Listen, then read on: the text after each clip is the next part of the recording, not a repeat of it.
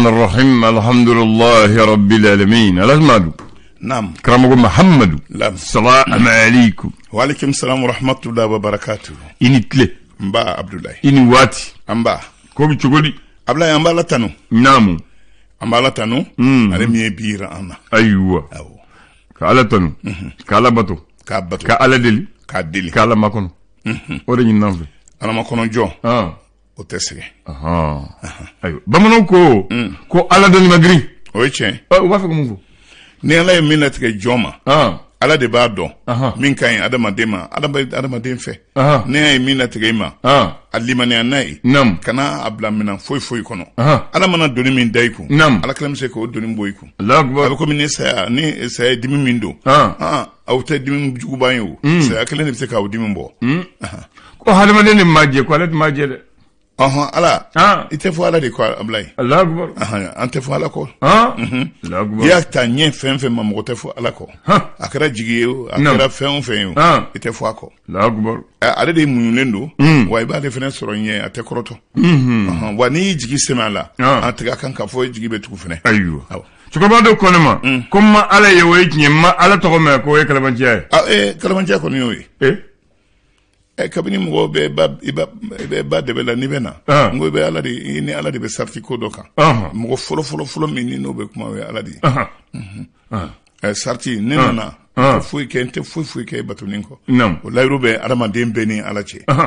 yɔrɔ ala ko kɔni ni i nana dugukolo kɔ kan n bɛ seli n tɛ seli n'a tigɛra k'a tɛ tugu Ablaye bɛɛ lajɛlen b'a fɔ ala mɔgɔ hali ni min tɛ ala ko la bɛ ala fɔ Allahu akbar gɛlɛya ni nɔgɔya kɔnɔ cɛkɔrɔba ko ten ko m'ale ye o ye tiɲɛ mais m'ale tɔgɔ mɛn a ko o ye kalabanciya ko mɔgɔ yɛrɛ se na so k'o fɔ i juguyara cogo cogo i kɛra fitiriwale ye cogo cogo i y'i se k'a fɔ k'i tɛ ala ko i ma deli ka ala ko kuma mɛn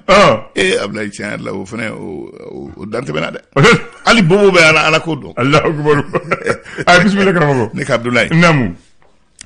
an b'aw ka awuzu bilahi mina shaitan rajim bismillahi rahmani rahim biya raba ye janvier kalo tile 6 san 2021 naamu Ablaye an shira yɛrɛ la ala k'an tile yɛrɛ la amin ya rabbi b'an bolo an b'a daminɛ ni l'indicateur de renouveau ale ye mun fɔ bi sɔgɔmada in na ɲininkali kelen bɛ dak bolo ko ni saya ba in ko ni sɛbɛn nin bɛɛ kɛra fu de ye sa wa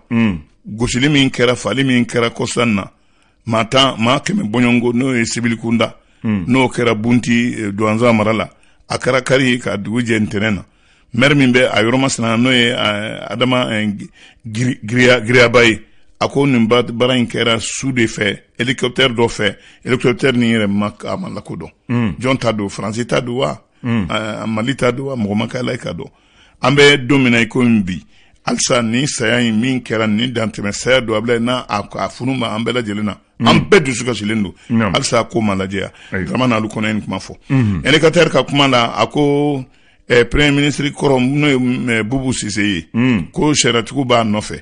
ale ko ale yɛrɛ kɛra politiki gunga bagabaga ye maaw yɔrɔ siranfɛn ye ka sɔrɔ a yɛrɛ ma min laɲini ayiwa nin ye officier de la gendarmerie dɔ ye a ko tɔgɔ fɔ man di gɛlɛya min b'an ka gɛlɛya kan bi a ko a y'o kuma fɔ ko ni an ma n'an ma gendarmerie n'a ma dabila ka gendarmerie ka an tana ye n'an m'u dabila lakanabaliya a k'a bɛ to sen na an hakili tɛ fɛn fɛn a bɛ k'o bɛɛ lajɛlen Ablaye nin waati in na min ye présentation de vœux ye an ka jamanakuntigi yɛrɛ la kɛrɛnkɛrɛnna fangabɔ min ɲɛsinnen bɛ kɛnɛyako ma ministre docteur Fanta Sibi a y'a jira k'a fɔ maa si tɛ se ka bɔ maliko la bi si se ka dɛmɛ kɛ ka kunnaja sɔrɔ ni an ma fara ɲɔgɔn kan wa n'an farala ɲɔgɔn kan an hakili bɛ fɛn fɛn na Ablaye k'an b'a bɛɛ lajɛlen sɔrɔ min ye château ye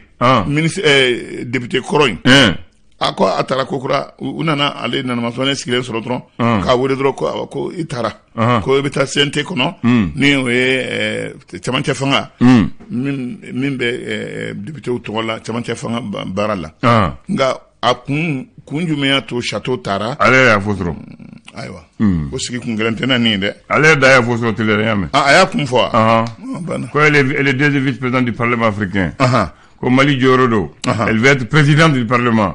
ko n'a ti kulu la mun bɛ Parlement tɔgɔ la Mali bɛ perdu ale bɛ perdu donc a taara fɔ Badon ni vice-président ye olu y'a faamu ko ale yɛrɛ barikadaw la a ko ten ale da de ko tɛ ko a bɛ barikadaw ye ko y'a faamu voilà ko be so na fana akato nono adaya do fu ni kuma kay aywa Ablay nam antana sama kuma no veka ma clara kuma bela jelena la sa commune min be menaka kren la tindermen nam menaka marala sema akelme ka barkan jalaki ka fotcheni mi no kera kren la ala tasan agi risa ola ko fo franci c'est sema ko barkan ay cheni minke fo ake a cheni ni nabse ka latlin tugumena aka baraw latlinde note je makenay machiti fe ugamaga mala mali dinyo de Ablay nam ministre nyama koron no bubu sise aye ni kuma info Suisse jamana mawye munu no le kuna fondilawi kale hakilla ka fo kumeve kale bonanila ka do morfani muguni kiseye afe ka dan mawfe munu nu dameleke udo nyakise ni ndronde bolendo ko ni aye ale duko ale dugo konga ale mabo mali kono de aywa ale dugo ale akila ka fu befe ka bona anile la abet li tambo ni na nyugo na baga tale ka de segre don't wele donna ulu kelen tumba avec Mamadou Bonani na ochola hey jama fanga mani Ablay nam mi muguni kisechi mi kera bunti se douanza marala Francia ira ka fo ale jadi su di gosi ale muguni kisechi olu la konga jamana de nyentan chiu ne olu bonera unila ko ale kunga la yinito de aywa ale munu sarani kale bulu jadi su de aywa ne surasi chef lai munu ye france ka surasi ye olu tora la menaka kulumi mbebi ni ankoma groupe de soutien à l'islam olu koko ma flamu tora la ni ne nanzarawdo ko olu de bolonodo ko olu de ju olu de do alu te wuto ko nyini tiendo to fana be yini ni ko bagaro to ko nyini ka do la Ablay nam mi rasibasi minali kasola ni watina abe kasola mamunu ye CDR chebawi uko juma na tawna rasibasi bilali latika kono ko betama de aywa ko mauna utama kan fene me nya fam bela jelena aywa wala l'origine afo afu ye watu tekele aywa l'indépendant kumana nam Fonds de solidarité et souveraineté Mamadou Namori Traoré ale de ni kuma fo nam ko safeu milliard biduru ani nani olu be se ka ta chouet tout jumɛn ta samba fla ani tan ani fla na ta chogo kadam ne samba fla tan fla la kana samba fla ni mwana ka fo on na fo ko tunu ali tunu to tala ni ado nyindi la bibi ni ado nyindi la abiji don nga abla uta fo fana ka do na nyintina aywa Allahu akbar naw ablay mi palais de Kuluba palais mun be barakele akono ka alatle munu jengelendo AMLCDF oko bandauma ni dossier masnai ko ni ko dibilembaye mi ni jona de sigilembe ka laje o be fa ko ka laje ya nam Ousmane Moussa Touré ale rede ni nyini ko ka oke nam abla ni watina COVID-19 akeleli la atire okonia ira ka fo fe wale munu bolo dara anga kenya tigala mawfe no bse ka ke sababu ire ka ankisi manaima ko ange do ndafe yoro fen be al no e dina baraka yoro yi ani anga la dala koula ina fo janaja ina fo dengudi ina fo konyo famo bisrango fu famo be kasra bisrande odon Allahu akbar Ablay nam tumamina maw bela jelembe kuma la douanza mo fami kera ni Ablay abdagushi buyana de a chara tienla Francisca état major o ya ira ka fo jadisu ko do jadisu de tega ko ka bo barala aywa o ko kadaka jadisin nu denkera na ka fo ka sigasgal herema ku kunya jatemne ka fo ube ayoro masna la ube munun salula ka ke komina sro o do de sagobe amwa jamana la aywa Ablay ni watina ministre mi nyeshine mbela kana kuma kunu aye mobile di protection civile chewama ubse ku ka barake ketumina ma ko folo mi yeni no ba ko tigala colonel Murbo kone ale de koyai aye ni minan di protection civile chewama directeur général adjoint no colonel Chekura Samake ale de kuma keneka protection civile o tola Ablaye police nationale Musa Anfahi ko yoro an noroblara mamia an norobla o contrôleur général Suleiman Traoré ou est falfalene ke ka baraw la teme nyoma chaba min fleni no premier ministre Modibo Keita Modibo Keita asigna ala kan nema kono nin cheban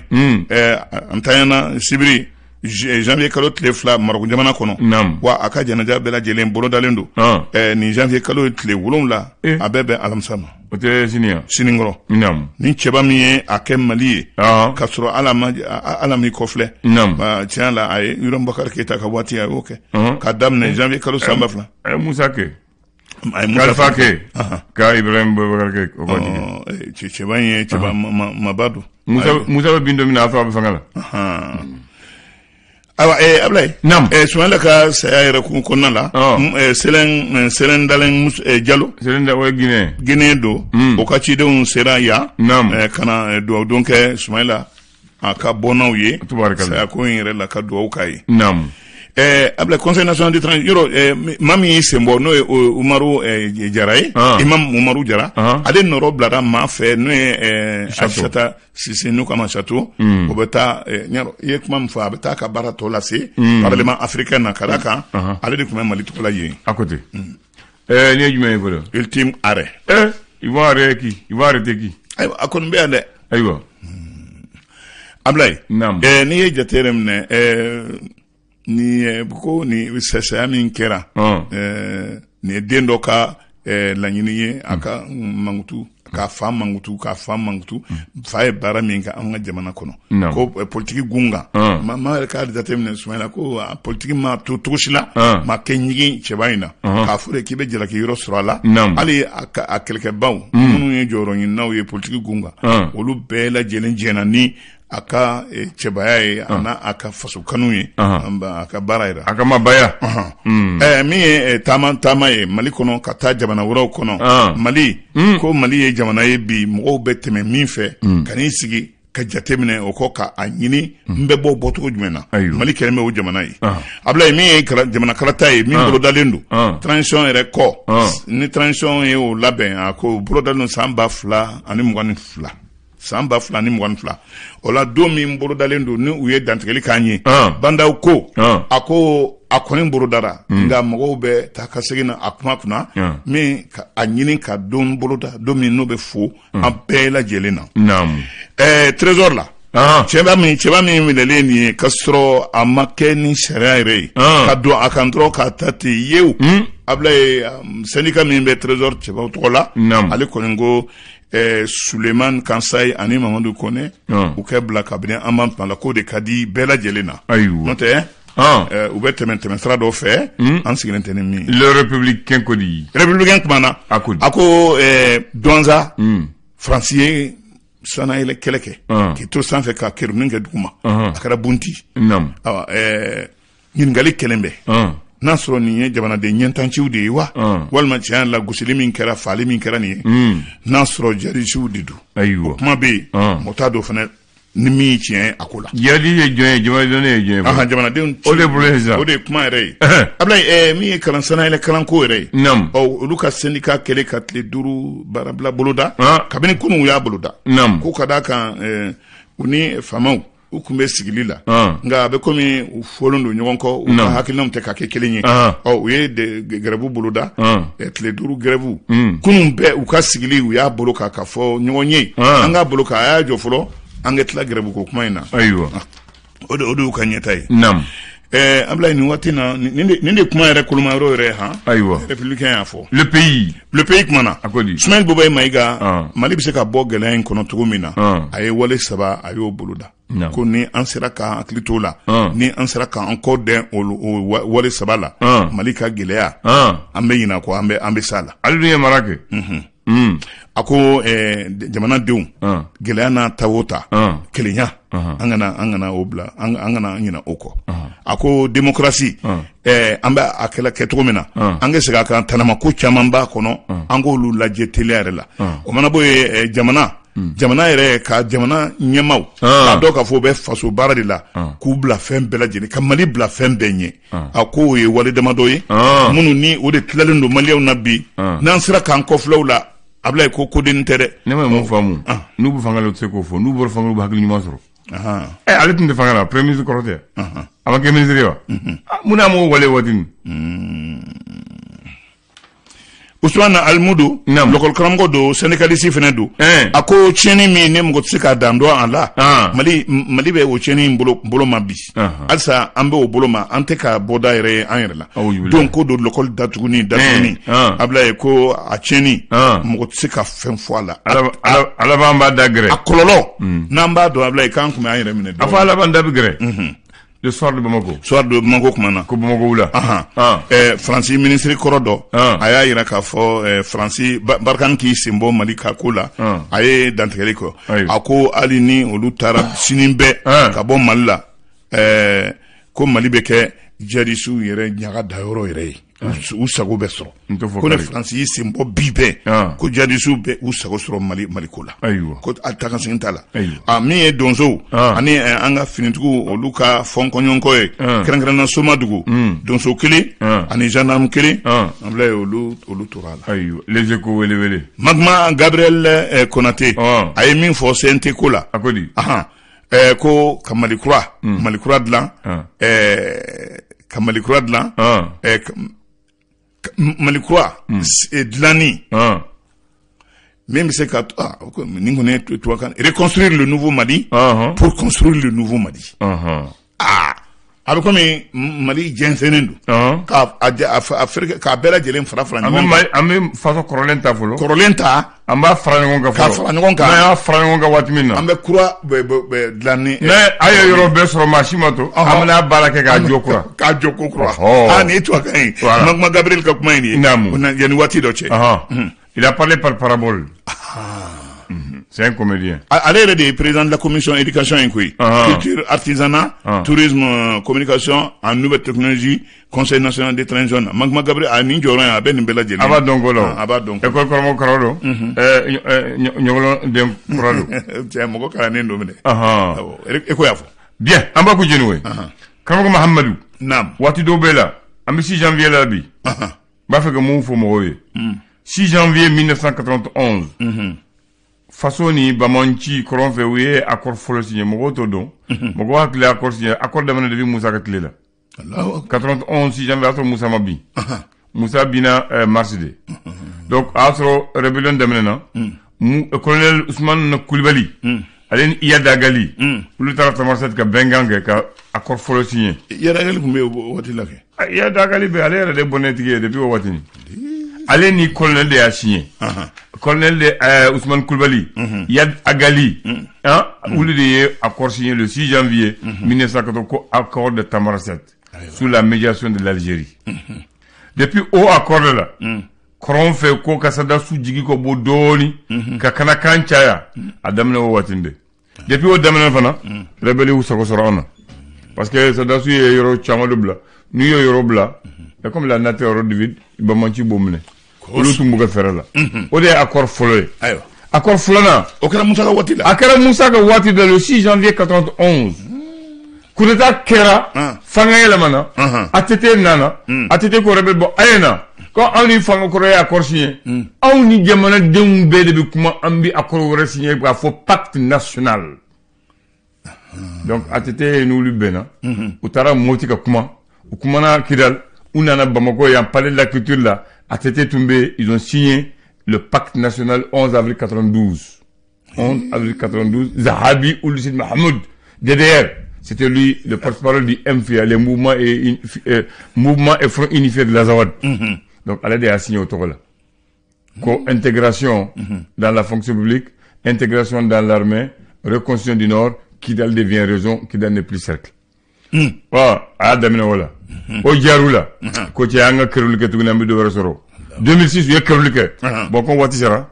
juma don an b'o dafa ni Ala sɔnna a ma an b'a dafa juma don ba tigɛ o de don fo mɔgɔw k'a faamu accord daminɛ don min na fo an bɛ IBK ka waati la a kɛra o cogo la donc bi ko tɛ dɛ bi ko tɛ dɛ depuis Musa fanga la n'a bɔra Modibo Keïta la ale mu maçon Modibo Keïta ko fanga ko kɛlɛ de bɛ kɛlɛ ɲini donc ale y'a kɛ ka kɛlɛ mais tɔw bɛ ko kɛlɛ ko an ka kuma cɛ ni kuma n'u bɛnkan wuli banna ayiwa Doumbia Amadi te Kambɛ le flash